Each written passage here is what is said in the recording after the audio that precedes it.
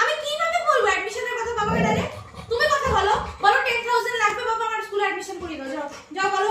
আমি বলবো না, তাহলে মাকে বল, বল বল মা বলো। হ্যাঁ তুমি বলো বাবাকে কল লাগিয়ে দেবো কি?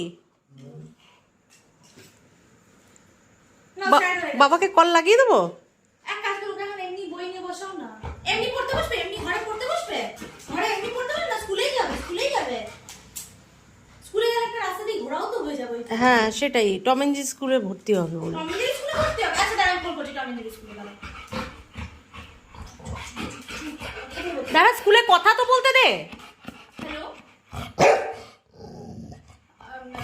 Good morning ma'am. অ্যাকচুয়ালি আমার ভাই জেমস,